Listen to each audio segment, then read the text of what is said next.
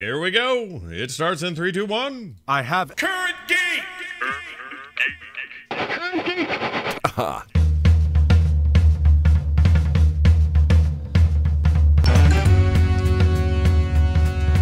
Hello, listeners of Current Geek. Welcome to the Current Geek Film Festival, a monthly look at the greatest movies of all time from a geeky perspective. I'm Scott Johnson, and he's Tom Merritt. Our monthly look at the best films ever continues.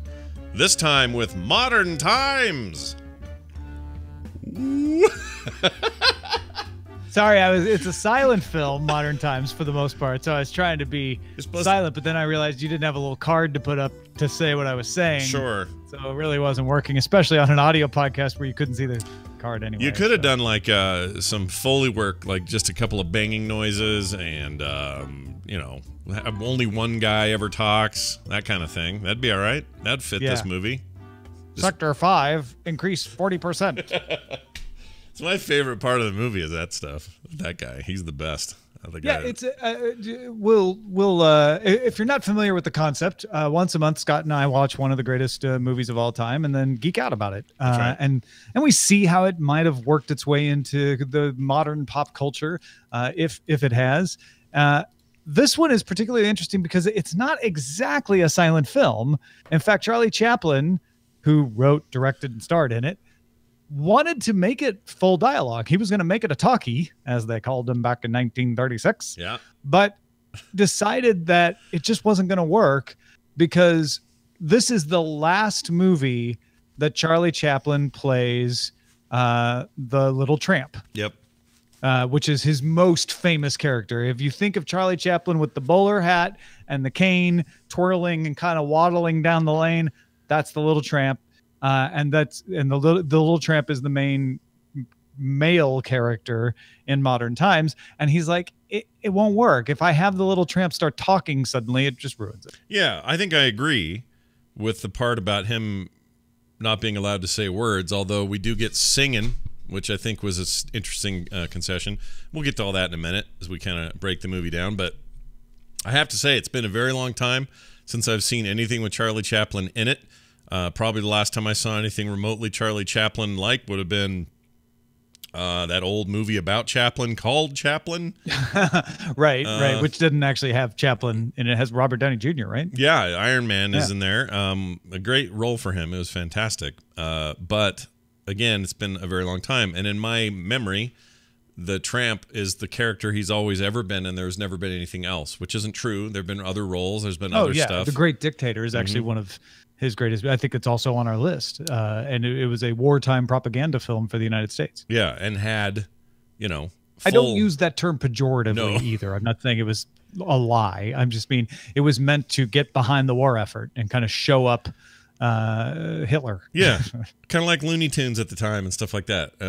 Captain America comics, like they were designed to be a very positive spin in our direction when it came to those conflicts, and that's all good. I actually really look forward to doing that because, just to give you an overall here, I really liked this like a lot. I went in thinking, man, this is going to be a lot because it's long. Is the one thing. I thought for a silent film, it's one of the longest films of its time. Yeah, it stretched. People are like, a 90-minute movie. Yeah, this is crazy. Yeah, hour and a half just seemed probably to them seemed insane. To me, it seemed a little insane, and I thought, I don't know how I'm going to feel about this. I'm a big Laurel and Hardy fan. I like that kind of comedy.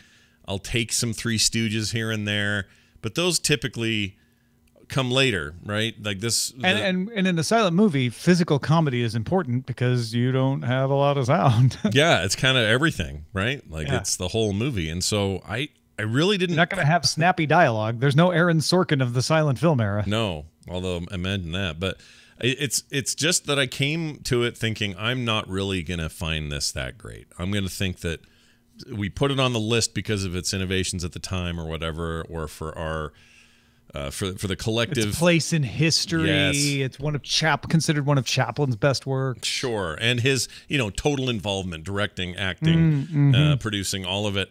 But he also married what's her name? Paulette. Right. What's her name? Paulette something. Crap. I want to say. I had it right here. here. What this is not to get how the sausage is made, but Tom. very carefully opens the IMDb link before every show and then never uses it. And then today needed it and had not opened it. Paulette Goddard. There she is. Goddard or Goddard, whatever it is. She was freaking striking, this woman. Anyway. She looked modern. And I think it's because they tried to make her look poor. I've noticed this before. When you make someone look kind of, run down in olden times, they end up looking kind of timeless. Yeah, that was an odd effect as well for me. I just was like, wait a minute, she looks like she's just barely on screen. I had to look her up and go, are we sure she aged? This isn't some trick. Someone didn't edit her in here, because she didn't seem like something from 1930 something at all. And she was very, very compelling. And they did get married. It was brief, though. Ended up getting a divorce later. It didn't work out. And for her, it was like her third husband or something. And she didn't go on to too many huge things. I did kind of a deep dive on her career. This was kind of like the crest of it all, but she was super interesting. She burst out as a star at a very young age. I think she was 13 in the Ziegfeld Follies. Ziegfeld Follies is one of the great hits of the 20s, maybe early 30s. But it was considered one of the greatest movies of its time. And she was a superstar because of her part in it, and then went on to be, Chaplin's wife. She later starred in The Great Dictator, even after they had divorced. And she even was in a TV movie, I want to say in the 60s, maybe early 70s. Yeah, her last work, 1972. It was called 72. Okay. The Snoop Sisters. No idea what that is, but she was in a single episode in 1972, and her name was Norma Treat in that thing. She lived until 1990, died at the age of 79. But she literally looks like she was picked up out of modern Hollywood and put into a black and white production of something. Part of it is they didn't do her hair, right? She's supposed to be a ragamuffin street girl, so they didn't do her hair. Yeah. Hairstyles today are very the natural look sometimes, right? So you'll see people whose hair is as cut like hers, and so that looked modern. Her dress was just supposed to be a rag, but they couldn't make it too much of a rag. So now it just looks like some weird off-cut thing from The Limited. Yeah, it really does. And if you look at Tom and I are the worst people to ask about how The Limited is doing. Madewell, that's it. There you go, nailed it. That's more correct. But I was looking at pictures of her, and there are I have to dwell too much on her and her career, but there are definitely plenty of shots of her with her hair made up for the time, and you go, oh, all right, well, that looks like the 40s. Hello. Yeah, right. But then you'll see a screenshot from the movie where she's supposed to be the street urchin, and you're like, it's like the 1990s or 2000s here. It's it could very be weird. Anytime. Yeah, it's very weird. Anyway, I really like her. And she is the star of this. I mean, obviously Chaplin is Chaplin, right? But Paulette is often billed as the main character. And it is, they are co-stars, like in the truest sense of the word, because every other character is just supporting and doesn't really return. The sheriff, the foreman, the factory owner, they have their parts and then they move on. So Charlie Chaplin and Paulette Goddard are the only ones who continue all the way through. Yeah, and it's an interesting way of telling a story. I have nothing to compare this to in the 30s, so I don't know if this was considered innovative or what, but they start his story, and it starts out as a very, first it's very Orwellian. I liked that. Very it felt Orwellian. A little bit like it was like trying to be Metropolis, which is also on our list. I thought that was really cool, like that weird gears everywhere and the way how industrial that place was, and the forward thinking on security cameras, and they could see you from anywhere and video conference around. The big screen TV in the office and the two-way communication felt super modern times as well, didn't it? Yeah, it really did. And what was great though is you could always tell where they would they'd get that part right kind of, but then running it would be the two antennas with the electrical charge going up. I forget what that's called, but going zzz, zzz, like Frankenstein movie, a little Tesla coil type thing. Yeah, and it's like, all right, you guys, you really thought you were in Fantasyland here. You'd be shocked how close you got to the truth of what the future would be. But it's very much Charlie Chaplin at the very beginning. So forget about the sets and all that, which really impressed me. It seemed like high budget stuff, big vast warehouses full of neat stuff. I was really impressed with that. It was shot in and around Los Angeles. Yeah. So the factory stuff was shot downtown LA. Some of the stuff was shot on studio sets, and the stuff that is shot where you see actual ships in port was down at the port of Los Angeles, which is actually well south of Los Angeles, down by Long Beach. Did that look? I mean, it was super old. The images there. Did any of that look familiar to what? No. Okay. Yeah. No. In fact, we had just gone up to a little town in the Bay Area that Charlie Chaplin used to live in and shot some movies. In fact, the very first short with the Little Tramp was shot in that little town. It's just south of Union City. But and so Eileen and I like, was this shot in there? Because we went to the Silent Film Museum that they have there. Turns out, no. It was not. This was all shot in that way. I'm showing the chat room right now. Listeners at home, you won't see this, but it is an image of him cranking on, well, literally a crank in this gear works of this place that makes I don't know what. The stuff they were making there. Yeah, it doesn't even matter, right? No. That's such a MacGuffin. It's like, yeah, they make stuff. You need to tighten nuts to make it happen. That's all you need. Yep, and it's I think, an incredible set design. Like, I think this stuff is so cool. I don't know if this was an actual place with working gears and they filmed stuff there, or if this was made for the movie. I think that was probably a studio set. I think the exteriors were done in downtown LA, but that was probably just done on the lot. Because the way that stuff was moving, like, I don't know, man. You'd CGI that today or something because it was impressive. Well, then it gets a little trippy when they get sucked into the gears, and that's obviously been built because if you got sucked into the gears, you were dead. That's there's no. They even used a little stop motion in there that was pretty fun to watch, but anyway, they really blew my mind with that stuff. But for all intents and purposes, the front end of this movie is very much a normal Chaplin type affair. It's like lots of physical comedy. He's working on the construction line, and if he gets behind, it makes the guys in front of him get behind, and then they're all screwed up and they have to shut the line down, and lots of back and forth and funny sort of pratfally stuff going on there. So I settled in going, oh, well, that's what this movie's will be. It'll be a series of these set pieces where he'll just get goofy and make everybody laugh, and I'll find it. And I do find that kind of stuff funny. There's something in me that likes some good physical humor, and I'll enjoy that, and I did. What I didn't expect was this weird parallel story they started to tell. So it was like that, and then there's this 3 girls living with their father. The mother has died. They're poor. She had to steal bananas to, keep everybody alive. And that whole other arc going at the same time. And for a long time in this movie, they don't cross for a long time. Like eventually they do. They go right and literally they cross. They tackle into each other. Right. But that worked for me. Like, it worked for me as this cool contrast and this different thing. And normally that would have seemed discordant and out of the comedy part of things. But for whatever reason, that totally worked for me. Tom, I don't know if I was just in the right mood or what the crap was going on, but I ended up loving. I really liked this movie a lot. That's so funny because I went into it thinking like, oh, it's a silent film. It'll be quirky and weird and strange, but I'll love it. I'll love the the sort of the depth of it, and I love Chaplin stuff. I haven't seen it in a long time either, but I know he's a genius. I found myself kind of bored. I'm not saying I didn't like it. Yeah. I'm not going to trash it or anything or say it doesn't belong in the list. I absolutely could see the importance of this movie and how, like you say, it elevated the silent movie trope by adding a little sound in a way that was useful and not just using sound for sound's sake, and sort of telling a story that's not just a series of vignettes, but kind of elevates a series of vignettes to have a bigger reason.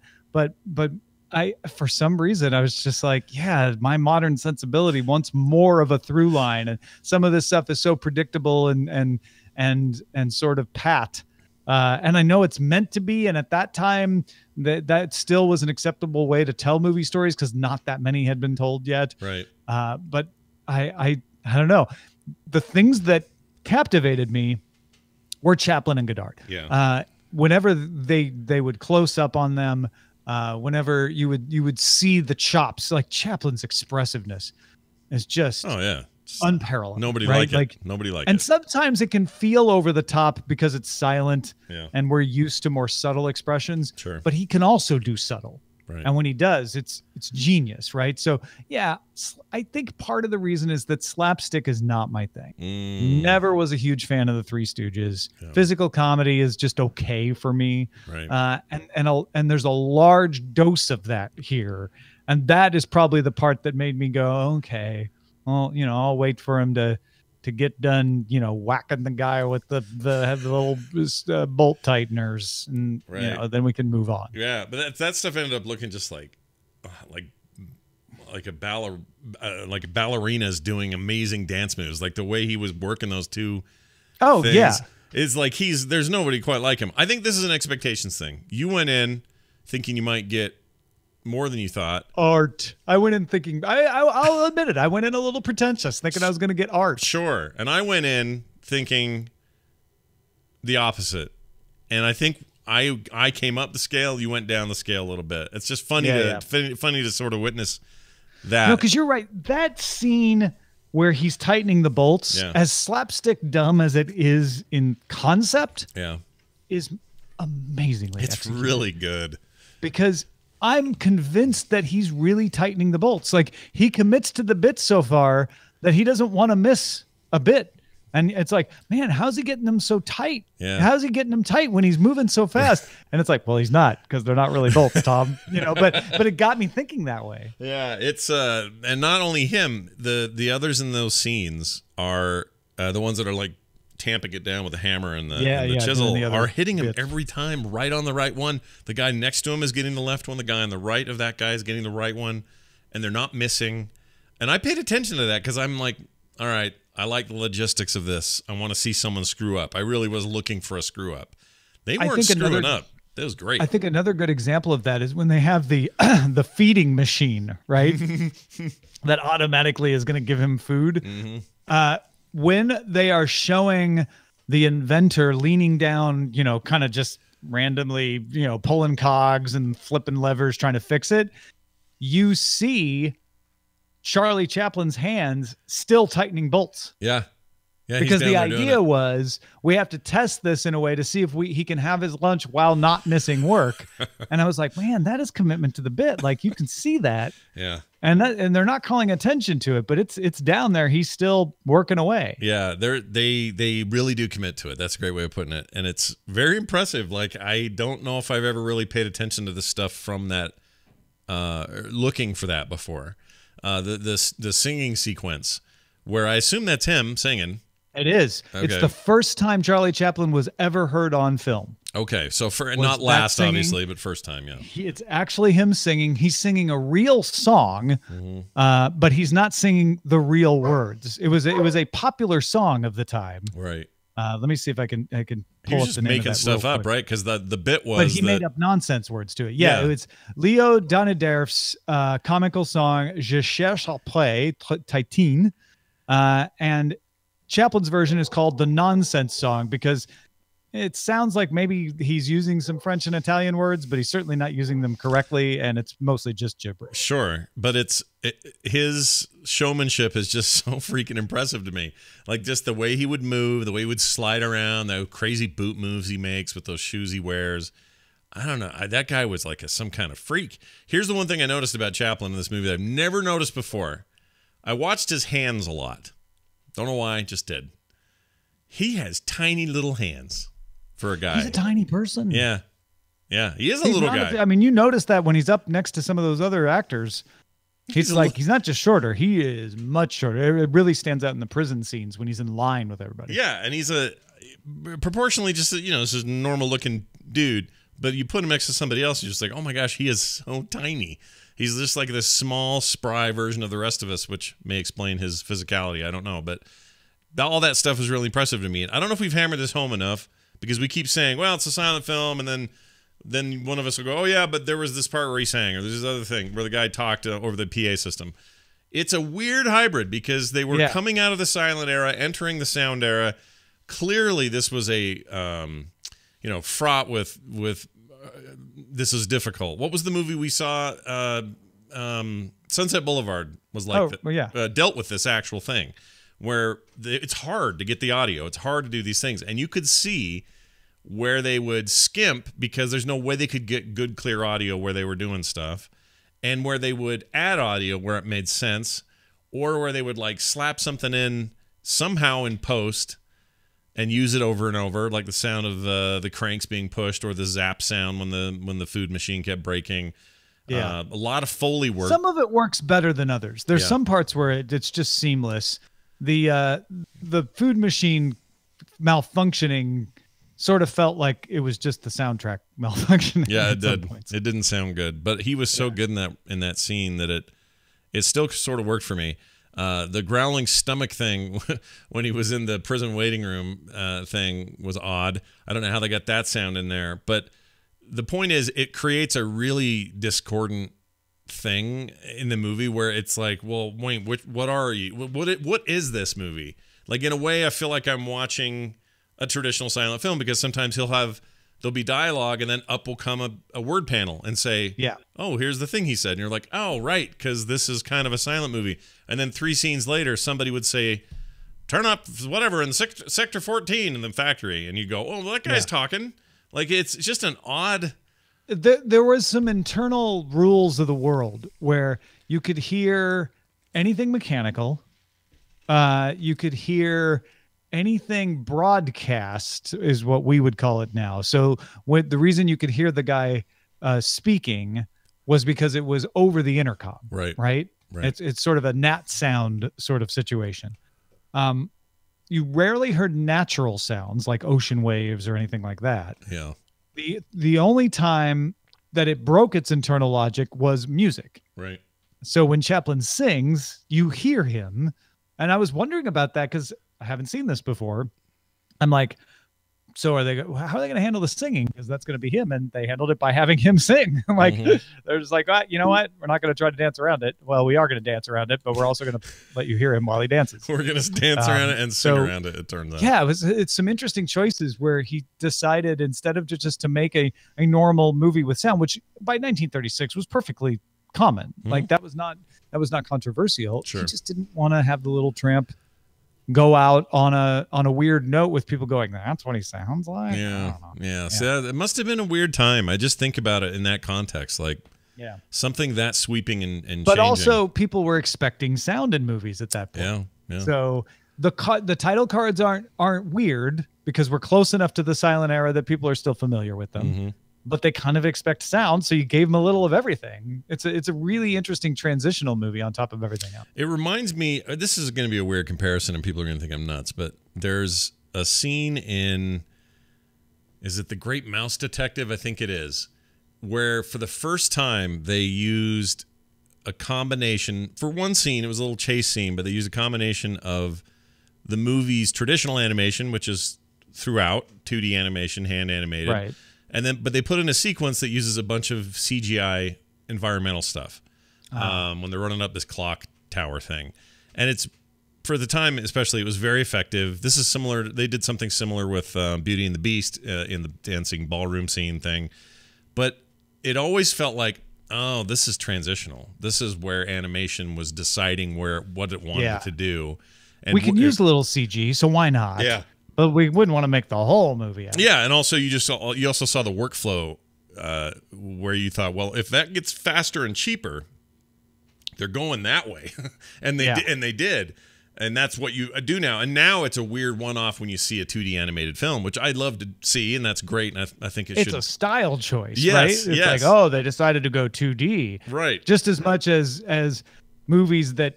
Like, there was that silent movie that won Best Picture not too long ago. Oh, yeah. What was that called? That was like, ooh, what a style choice to go silent. That's exactly what that was. What was that called? Whatever it was. But that was exactly what that is. That is no longer a necessity. It was not a transition. It's a throwback on purpose. The artist. There you go. Yeah. I like also, I want to give a shout out to Niles Canyon. That's the town where the S&A studios were that Chaplin worked with. and stop by the Niles S&A Silent Film Museum if you're in the Bay Area. Go check it out. It's really cool. And the guy who runs it is super knowledgeable about silent films. He'll tell you everything you want to know. You get to crank a silent film projector. It's really fun. And they even have silent films that you can go watch there. No way. That's the thing you could go and do now. That sounds awesome. Yeah, cost a bunch of money or what? No, it's free to walk in. I think they charge a couple bucks if you want to actually sit in the theater and watch a movie. I would do but that. Niles S&A, ESSANAY, Silent Film Museum it's technically in Fremont, California, which is right outside San Jose. That's super cool. I would totally check that out. This story, if you want to call it that, it's not like anything too thick is happening here, right? Like it's. Well, I mean, yes and no. It's often the raves about it are that it has such a incisive political commentary for the day. And this was inspired by Chaplin visiting Europe during the Great Depression. It comes out in 1936, right in the middle of the Great Depression. Yep. And so there's a lot of commentary here about unemployment and factories and, people who just need work and are driven to steal because they're trying to feed themselves. I think we're so used to such sophisticated political commentary these days that maybe it looks a little bit blunt in retrospect.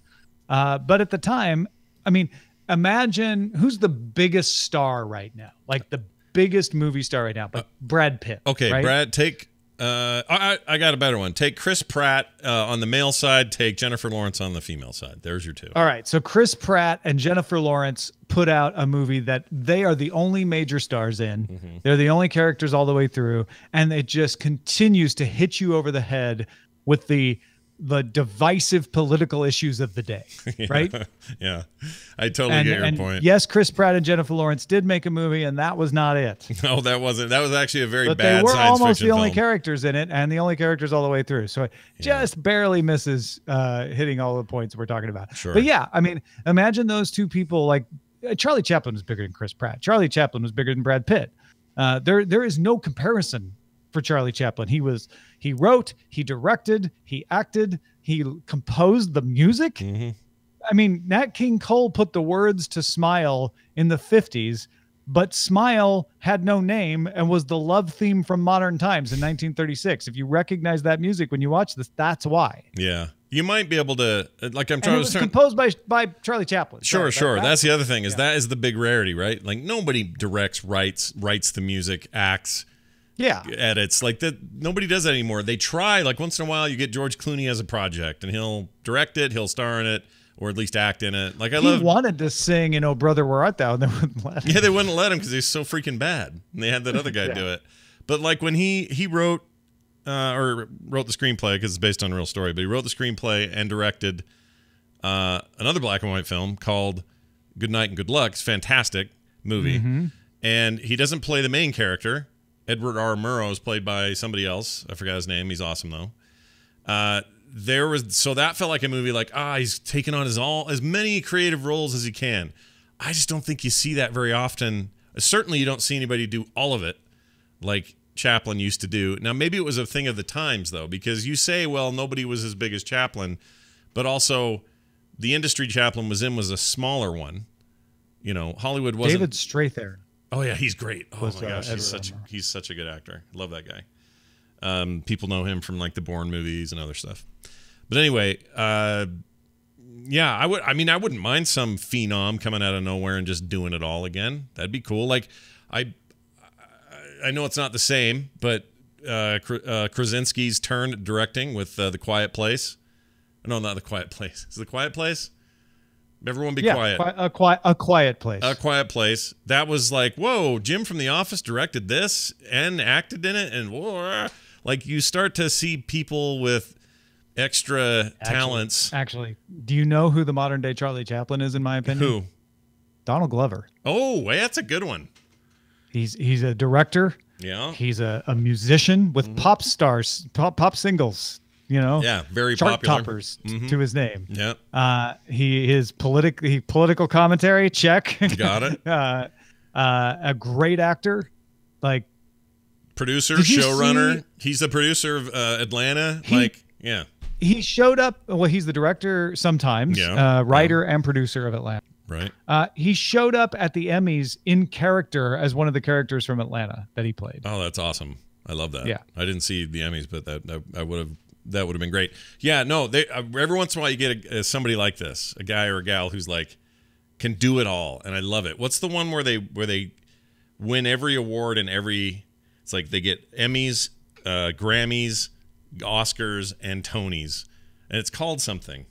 EGOT. EGOT. If the EGOTs out there, rare, man, rare and far between, and it feels like that guy could be one of those. Okay, I'm with you. Totally on Tom's. I'm on your coattails here as to your choice for the modern day Charlie Chaplin. So the EGOT winners are Richard Rogers, Helen Hayes, Rita Moreno, John Gielgud, Audrey Hepburn, Marvin Hamlish, Jonathan Tunick, Mel Brooks, Mike Nichols, Whoopi Goldberg, Scott Rudin, Robert Lopez, John Legend, Andrew Lloyd Webber, and Tim Rice. Wow.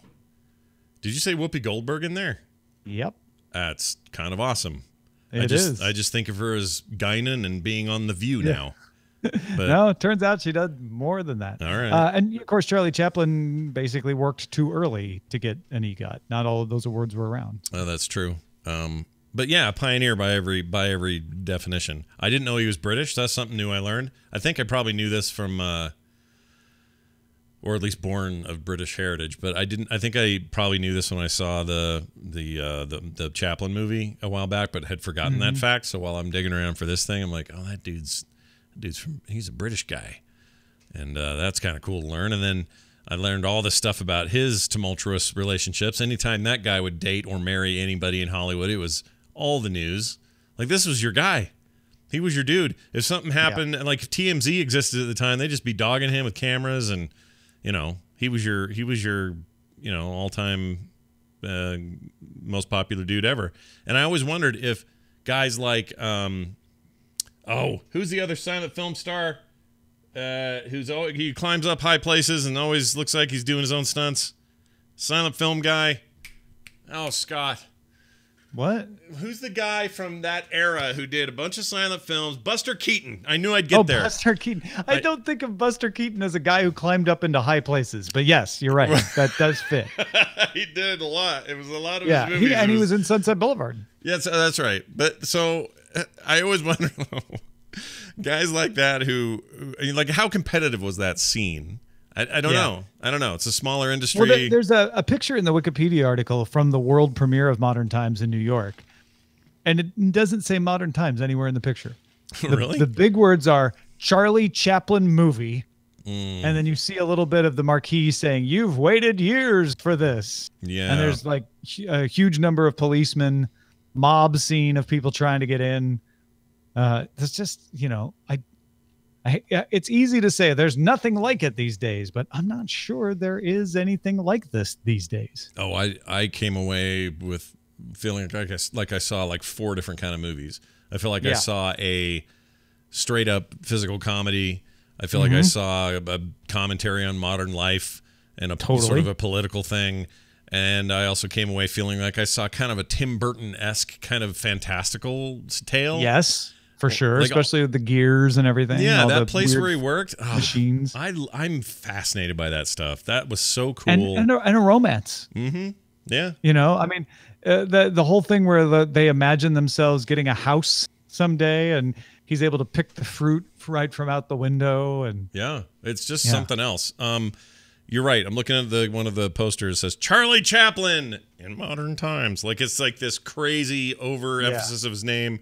And the movie's barely in it. It's like a Stephen King novel when they're fresh off the hardbound press.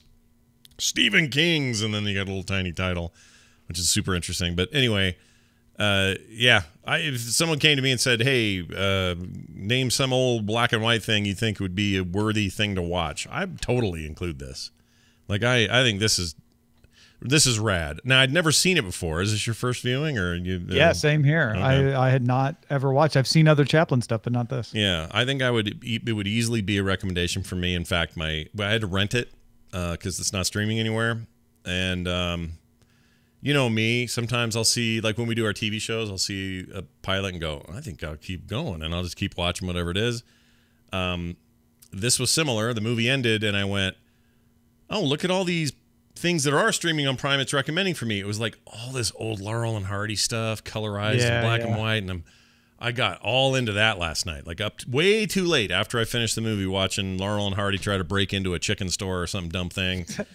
I loved that stuff as a kid, and then I'm not the generation, like this was my grandparents' entertainment, or maybe even before them, but the fact that, you know, we grew up at a time when we were growing up in the early 80s, mid 80s, this stuff was showing in local theaters, like on Saturdays. They'd be part of matinees, and I don't know why we were getting that stuff there, or at least I was, but it would also show up on TV. That's how we got exposed to it. I remember just loving that stuff. So I probably came to this with a little more nostalgia or love for that kind of pratfall sort of goofball behavior. But I guess thanks to Amazon Prime, where I paid $5 to rent this, they gave me a whole bunch of free stupid stuff after, and it was great. Oh, I watched it on Prime as well, but I paid for it. Yeah. I bought it. Yeah. You bought it bought it to keep it, bought it. Yeah, I bought it to keep it. And sadly, not available through Movies Anywhere because it's Criterion Collection. Yeah. Also, the transfer looked real good, though, didn't it? Yeah, it did. Yeah, it did. Mm-hmm. Surprised me. Everything was super clean. Yep. They had a high-def version, and they had... I never once thought, oh, that doesn't look like a very good print. Like, I got lost in the movie. Yeah, for sure. It looked really good. Like, you know, in some ways, it didn't seem like it was that old at all. I don't know how you restore stuff like that, or how this... I don't know the history of this movie's... that's a whole other industry. Just film preservation and everything. That fascinates me. Like, it feels like Star Wars was in worse shape than modern times. Can I bring up a sad thing? Go for it. Someone died horribly in the gears. What happened? Oh, yeah. No, everybody's dead in this movie. So yeah, they are. Thanks for beating me to it. Nobody's alive from this movie. Nobody. That wasn't what I was going to bring up. But right. So we must note that. It's become a theme in these Current Geek Film Fest episodes. Yeah. No, it struck me as I'm watching this because I'm like, oh, Charlie Chaplin, you know, you start thinking like, oh, that hair is kind of wavy hair. Like, that's a cool look. Yeah. And then you start looking at the mustache. Yeah. And it's a Charlie Chaplin mustache on Charlie Chaplin's face, and it doesn't look like anything else. But you start to realize, or at least I did, if that mustache is on anybody else, it's a Hitler mustache. Oh, it's totally Hitler mustache. Which is why one of the reasons they had Chaplin Chaplin wanted to make The Great Dictator is there was a comparison there, right? Mm-hmm. Yeah, no, he looked. Isn't that, the more I think about it, the sadder it makes me. Like, this is Chaplin's mustache. Yeah. Chaplin had it in decades before anyone knew who freaking Hitler was. And Hitler stole it. Believe me, Hitler did worse things. I'm not saying this should even make the list. I feel bad for Charlie Chaplin's legacy, though. Yeah. That his look, and I think it's a testament to Charlie Chaplin that when you look at him, you don't think Hitler, you think Charlie Chaplin still, because he's so distinctive, especially with the bowler hat and everything. But man, it started to bug me. Like, that's not fair. That should not be associated with the worst human ever to live. Like, this, well, or at least among them. I don't know all the humans. There might have been a worse one in the past. Well, you're basically talking about a symbolic appropriation, and I would say the swastika fits in there. That thing didn't used to mean what it means. Sure, yeah. But no, now it's you used can't in use India it. still, and it doesn't mean anything. It doesn't mean what it means to us. Right, exactly. There. In fact, in Japan, they use it as well. Right. And it doesn't mean that there either. Right. So in this case, it's like it's a facial hairstyle that you just don't see anymore. Yeah, like, it's the swastika of the face. You can't have it. Right. Like Nobody can do it, Like, if you want to have that mustache, you have to put on the bowler hat and the cane and the little suit. Otherwise, you're Hitler. Right. And I just don't think that's fair. Right. I mean, the chat room makes a good point. This is from, let's see. Fastidious says, at least Hitler didn't copy his hairdo. Yeah, I mean, thank goodness. You know, who knows where Hitler got his ideas. But Oliver Hardy had that mustache as well. That's true. It's not just Chaplin that has been abused by this. Although not 100% of the time. Oliver Hardy, I was watching some of those last night, and there were ones with a clean-shaven Oliver Hardy, which really threw me. No, he did. That was weird. But it's just it's a mustache choice, and honestly, I'm not sure I'd ever wear it. I'm not sure I'd choose that mustache choice if there wasn't the Hitler comparison, but but it's one that's off the table now. Yeah. Someone in the chat reminds me, that Michael Jordan has that mustache, or did recently, and gotten some heat for it. Well, that's what I mean. Like, if you try it, you have to be a stature of Michael Jordan, and you'll still get heat. Yeah. Let's see if I can find one here. Yeah, Michael B. Jordan or Michael Basketball Jordan? Michael Basketball Jordan, which is also Michael B. Jordan, but I see what I take your point. But yeah, he's in some commercial where he's got a full-on Hitler mustache. I think, you know what? Maybe it's time to bring it back. Don't let Hitler keep it for all this time. Somebody else, you know what? If Mike Ditka or somebody like that wants to go on the NFL Today thing pregame and shave that thing down to just a little slot. I don't think that's a good choice. I really, really don't. You don't think Ditka should be the one to break it? I don't think that's the one people are going to go, you know what? It's fine now. I'm not saying I know who it is. I'm just pretty sure it's not Ditka. I don't know. I feel like... and that's no disrespect to Mike Ditka. I just don't think people will... I think he would take more heat than Michael Jordan. You're probably right. I briefly sported a Hitler mustache, or let's just call it a Charlie Chaplin mustache. A Chaplin mustache. I let my last year had my beard go real long, and for about 10 minutes, I was all shaved down except for that. And I went and said, "Hey, honey, what do you think? Should I keep this?" My entire family's horrified, and I went and finished shaving it, so the world didn't get to see it. You didn't wear a bowler hat. No, I didn't. Would have been totally fine. You had a bowler hat and a cane. J. Jonah Jameson in the Spider-Man comics always had a Hitler mustache. That's another guy. In the comics? Yeah. So he's one of your dudes. I'm just saying, maybe one day we can like, you know how it gets used today is people photoshopping it on the current president.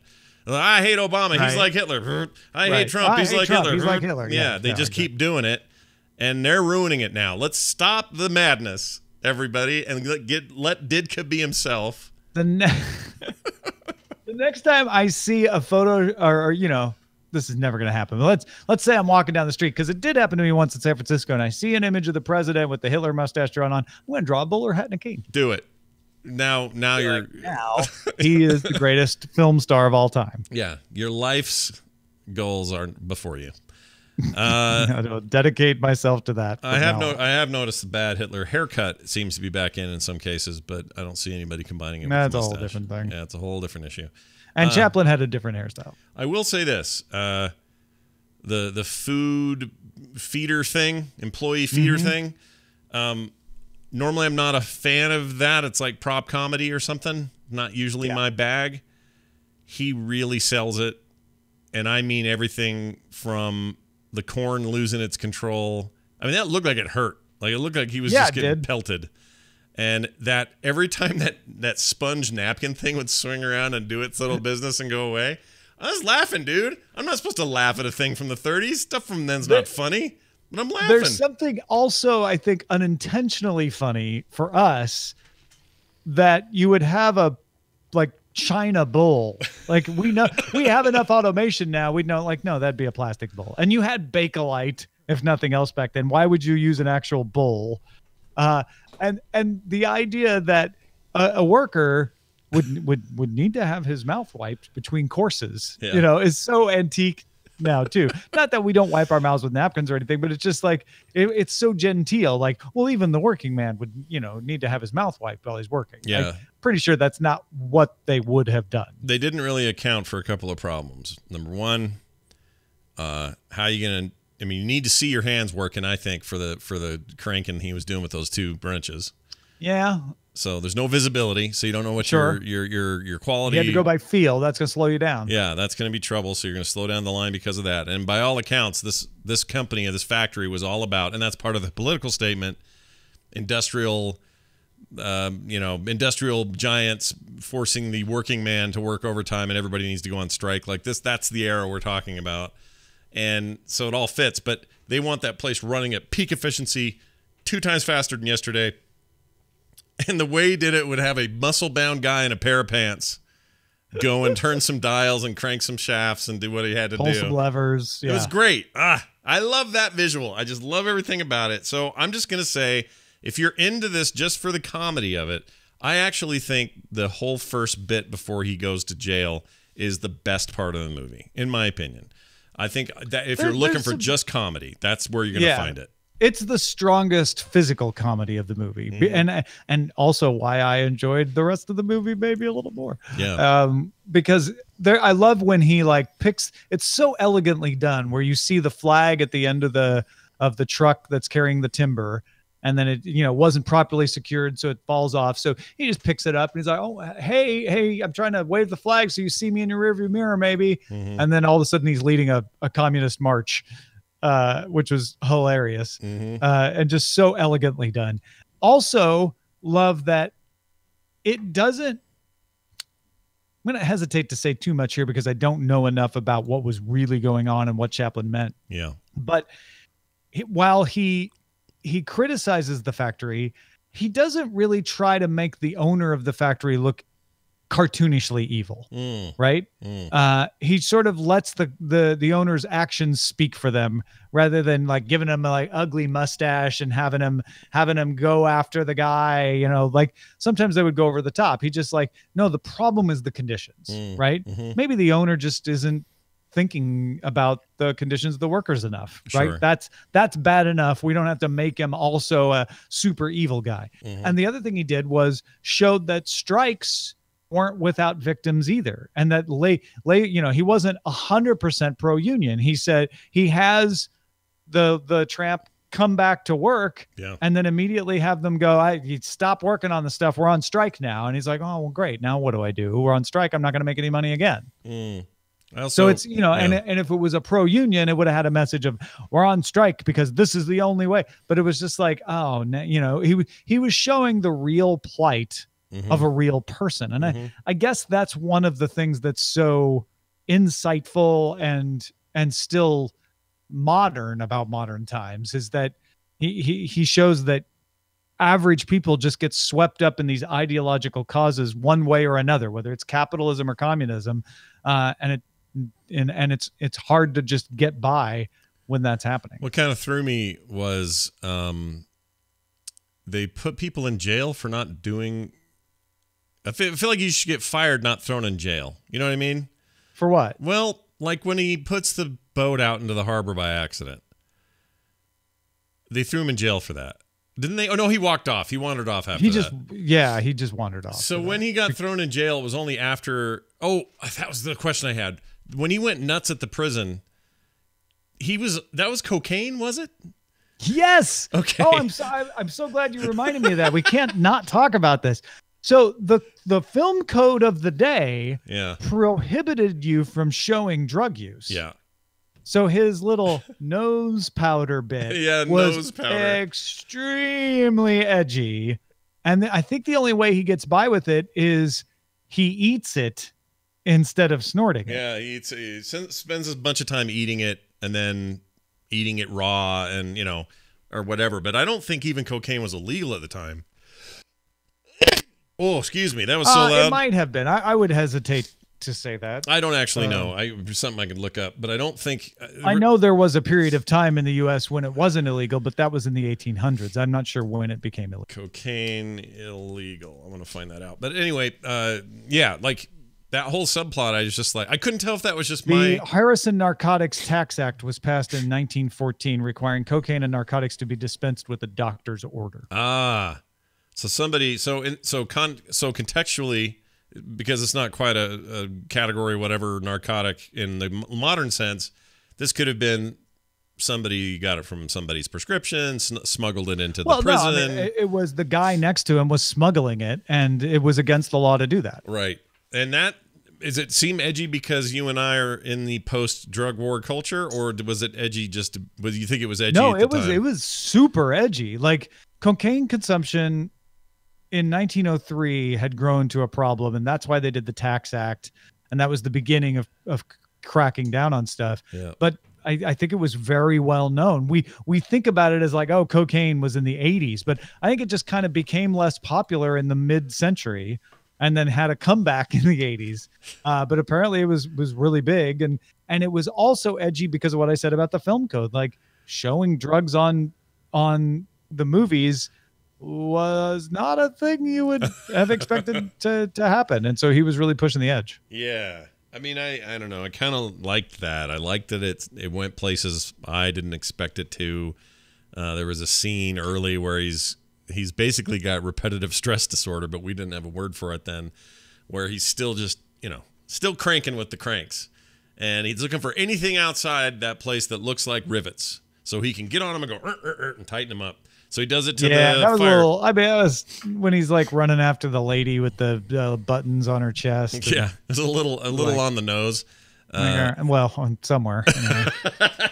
But it's definitely the kind of thing where you're operating in a system that doesn't really have any. I mean, they had, I guess, film standards. They had a very stringent film code. Sure. Like they had cracked down in the 20s and said, you can't show divorce. You can't show people that are not married, sleeping in the same bed. Like by the 30s, you had a much stricter film code than you have today. Yeah.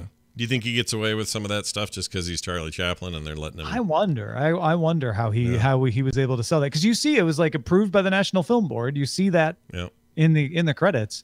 So he was able to say, like, look, I don't call it cocaine, and we don't snort it, so you don't technically see us using it. It just is I put it in my food accidentally. Mm-hmm. But it's violating the spirit of the law, if not the letter. Yeah. Also, all denim. Prison wear is interesting to me. Had never seen that before. That was interesting. Big stiff denim suits and stuff. Big denim. Yeah, big denim trying to get us, man. Always. Well, it's a fascinating film. I think people should see it. If you want to just open your minds a little bit to something that isn't things like, Godfather 1 and 2, but is just a little fringier, stranger, and from a very different time. I think it's cool. I think it's worth seeing. And one of the things to be prepared for, though, folks, if you're one of these people that reads your phone while you watch a movie and just sort of listens to know when to look, you can't do that with this one. You have to look at the movie. Yeah, you got to have a conversation. Mm-hmm. That was one thing. Eileen would talk to me, which I usually am like, I'm watching. If she tries to talk to me while I'm watching a movie, but she could talk to me. I'm like, yeah, no problem. I'm not going to hear anything. So it's fine. Yeah, that's a good point. This actually is pretty good for a conversation. With somebody, if you want to do that. But yeah, do know that going in. It's this weird hybrid. It's like sound for parts and no sound for others, music throughout. Yep. Very odd, but I liked it. I liked it a lot, and I think it belongs on the list. If you're looking forward and saying, man, what could they possibly do next month? Well, it's a movie my mom said was her favorite when she was younger. Really? And so when I was growing up in the 80s, she would talk about this movie all the time. Wow. Dr. Strangelove, or as you put it, or how actually the whole title goes like this. Not how I put it. It's not how you put it, but you type the whole thing in here. It just becomes. No, that's the actual title of the movie. No, I know, but it always reminds me of the death of Jesse James by the killer, whatever. However that one goes, that big long one. By the coward. Robert Palmer Ford, Lucky. right? No. Palmer Lucky.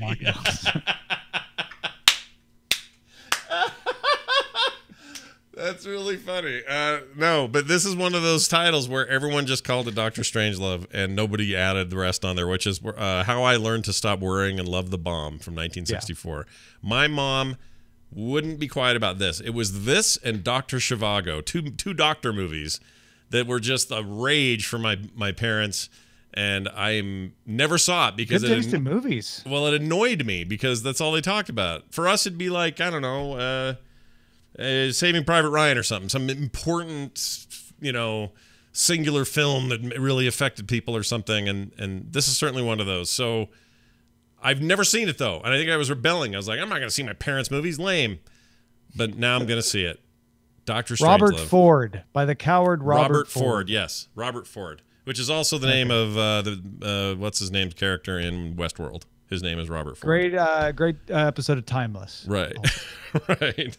The coward Palmer Lucky. I think you got it right the first time. That was. My really apologies funny. to Palmer Lucky, who has never once killed Jesse James, as far as we're aware of. Maybe virtually. Maybe he has virtually in VR. He did. Maybe. Yeah, that's a good point. Think about that. Anyway. That really made me laugh. So we're going to do that. That's next month, about a month from now. Another political movie. That's right. That'll be right in the smack middle of October, folks. So put on Oktoberfest. Put on a jacket, burn some incense. I don't know why I put that in, but it's a movie from the 60s maybe. That's Eat a pumpkin. There you go. Oh, and this is what's his name?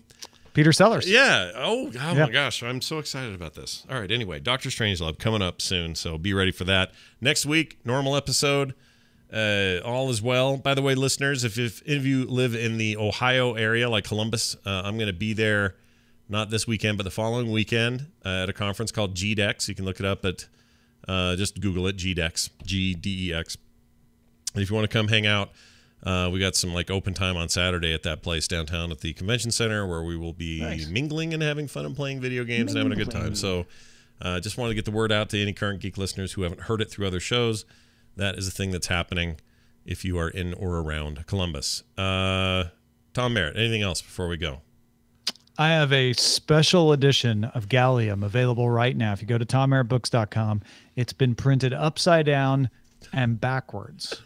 Shut up, really? No, it's just this is the regular I was getting excited. I love misprints. No, but the book Gallium is out, and honestly, you're gonna want to get the audiobook too, but you should read it first so that you can prepare yourself for the awesome reading that Veronica Belmont is going to give it when the audiobook is out. So check it out, Gallium at tommerrittbooks.com. Nice. If you like this show and you want to support it and show your love to us directly, you can certainly do that at patreon.com/CurrentGeek. It's that simple. And if you want to do it, we'd love you for it. So head on over there, patreon.com/CurrentGeek. And a reminder, that CurrentGeek.com is our website. It's easy to do and find and get to as well. You can also email us, currentgeek@gmail.com, and follow our Reddit at currentgeek.reddit.com. And next week, non-TV, non-movie show. For me, for Tom, and for the rest of you. We'll see you next week.